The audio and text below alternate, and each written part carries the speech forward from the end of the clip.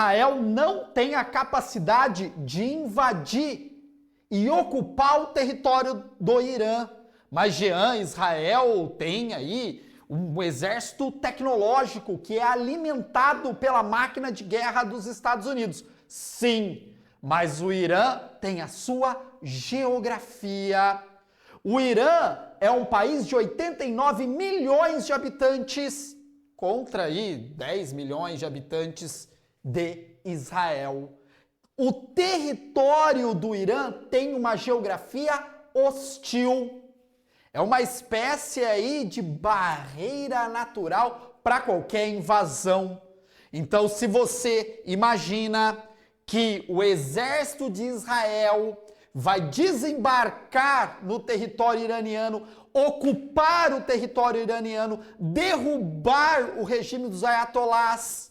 Não estou falando se é bom ou se é ruim. Não é esse o debate do vídeo. O debate é em cima da defesa natural do Estado iraniano, que vai impedir, sim, qualquer país de pisar no território iraniano e fincar uma bandeira de outro país, de Israel ou dos Estados Unidos. Mas, Jean, os Estados Unidos não têm capacidade de fazer isso? Cara, os Estados Unidos não vai entrar num conflito interminável. Seria um conflito interminável. Só a Guarda Revolucionária Iraniana já daria, cara, um trabalho tremendo para o exército estadunidense. O número de baixas seria enorme. E isso afetaria o governo problemático de Donald Trump. A opinião pública estadunidense, pelo menos 50% da opinião pública estadunidense, está contra Trump. E é tudo isso que eles querem, que os Estados Unidos entre numa guerra interminável, sem sentido, e aí eles teriam motivos para pressionar Trump e chutá-lo do poder. E Trump sabe disso, porque ele já falou, ele já sabia que Israel iria atacar o Irã. E aí ele fala, olha, a gente não tem nada a ver com isso. A gente não tem nada a ver com isso. Foi um ataque unilateral de Israel contra o Irã. Mas por que Israel atacou o Irã? Porque o Irã, isso faz muito tempo... eu sei que você não é inscrito. Você quer mais informações sobre geopolítica, geografia e atualidades, cara? Com isenção, análise... é só se inscrever no canal. Bora pro vídeo. Desde o governo de Mahmoud Ahmadinejad, olha que nome complexo, cara, o Irã investe na produção da sua arma nuclear. Então eles passam por um processo de desenvolvimento da sua própria técnica para produzir a sua própria bomba, não precisando aí de apoio direto de uma bomba vindo da Rússia, ou da China, ou da Coreia do Norte. Eles querem eles mesmos produzirem a sua bomba atômica, enriquecendo urânio acima de 90%. E os Estados Unidos e a Agência Internacional de Controle de Armas Nucleares falaram, olha, o Irã já conseguiu enriquecer em 60%, está próximo. Israel falou, o quê?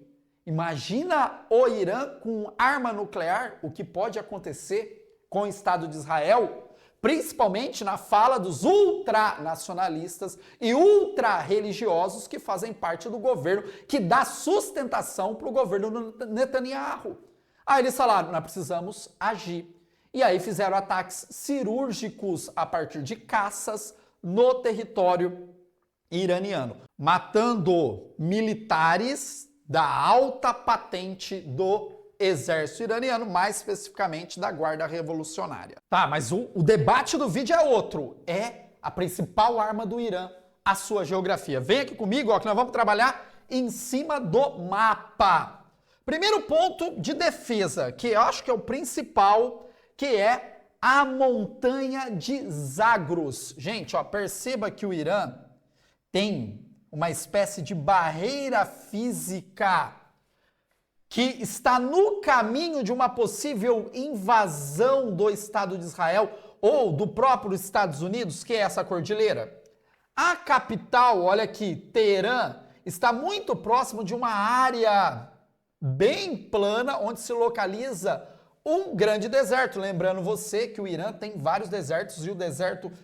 Cara, esse deserto é tenso, que a temperatura chega a 70 graus Celsius, que é o deserto de Tar.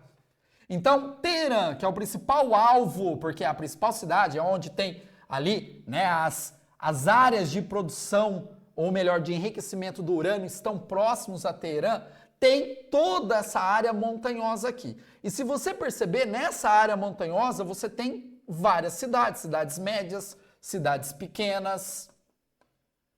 Então, no caminho de uma possível invasão, partindo, por exemplo, aqui do Catar, onde nós temos a maior base estadunidense, no Oriente Médio, aliás, a maior base fora dos Estados Unidos, um ataque já vai encontrar essa barreira física. Perceba também que no norte do Irã nós temos o Mar Cáspio.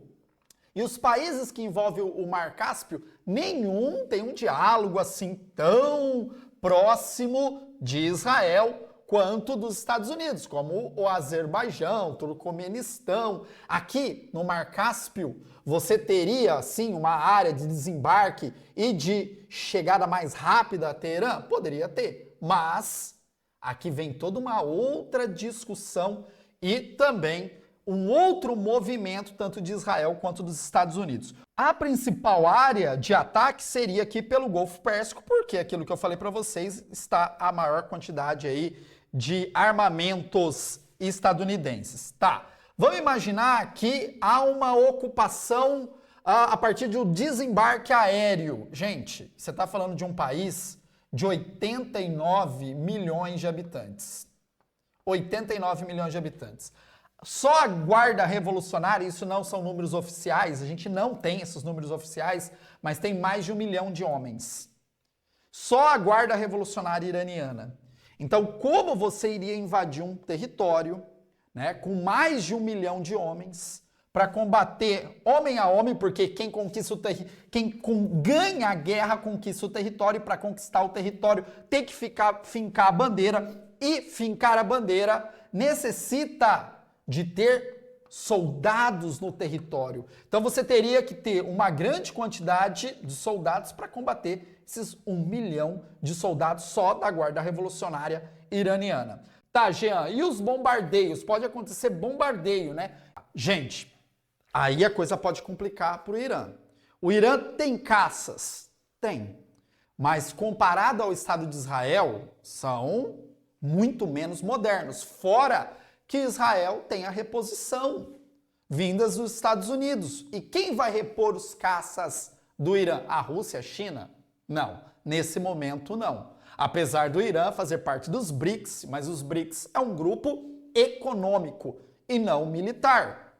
Então, no embate aéreo, com certeza, a Força Aérea Iraniana vai perder. Então, nós teríamos bombardeios dia e noite em todos os alvos, enfraquecendo essa Guarda Revolucionária Iraniana. Porque a própria defesa aérea do Irã não é tão tecnológica como a defesa aérea israelense. Tá aí o problema. Tá, Jean, e mísseis, né, de longa e média distância? O Irã tem muitos. Drones tem muitos. Por quê? Um dos maiores fabricantes de drone de guerra é o Irã, que vende drones para Vladimir Putin. Não sei se vende ou há ali uma troca militar entre os dois países. Isso pode gerar o quê? Instabilidade dentro do território israelense. Imagina uma chuva de drones, mísseis cruzando de um lado para o outro. Aliás, e se um míssil desse acertar a Jordânia, que está ali do lado do Estado de Israel? E se um míssil desse cair na Arábia Saudita? Porque quanto mais você lança, você pode ter esses erros. Cara, é só ver a guerra da Ucrânia e da Rússia. E isso poderia aumentar a tensão contra o Irã no próprio Oriente Médio. Lembrando você que grande parte dos países do Oriente Médio são sunitas. não são xiitas. E eles olham ali de uma forma meio atravessada ao regime dos ayatolás. Não há uma relação amigável entre o Irã e a Arábia Saudita. Os dois disputam influência no Oriente Médio. Os países que são emirados ali, pequenos países, cara, rezam a cartilha dos Estados Unidos porque vendem petróleo para os Estados Unidos. Então você está vendo que o Irã está meio isolado, fora que eles têm muito armamento, né, mísseis, drones, mas se você ficar gastando e não atingindo o objetivo. Israel, como eu disse na questão dos caças, há reposição. E vai chegar um momento que o Irã não vai ter armamento, né, em quantidade para manter esse conflito. Mas em nenhum momento vai ter um soldado israelense invadindo o território iraniano. Então, desmontar o regime dos ayatolás é muito difícil. Só se ocorrer um enfraquecimento da Guarda Revolucionária, Teherã ser bombardeada de uma forma absurda, e aí ocorreu um levante popular dentro do Irã, sendo estimulado pelo governo estadunidense e israelense para que o povo iraniano derrube o regime dos ayatolás. E aí entra um governo fantoche de Israel, fantoche dos Estados Unidos, entregando o petróleo iraniano para os Estados Unidos, que é isso que tudo que Trump quer. Aí, nossa senhora, o melhor cenário para os Estados Unidos é esse. Mas, porém, entretanto, isso é muito difícil. E não vai ser em curto prazo. A gente está falando em médio e longo prazo. Um conflito desse é a mesma coisa, guerra Ucrânia e Rússia. Interminável. Porque a gente também não sabe quem pode alimentar o Irã. A gente não sabe se a Coreia do Norte, cara, que rasga todos os tratados internacionais, não entre no conflito também.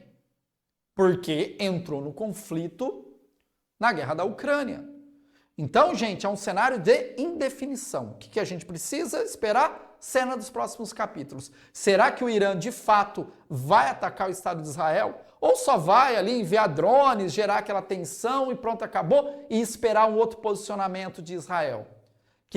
Porque apesar de ser um ataque que matou líderes importantes, que afetou a infraestrutura, o regime dos ayatolás ainda está de pé.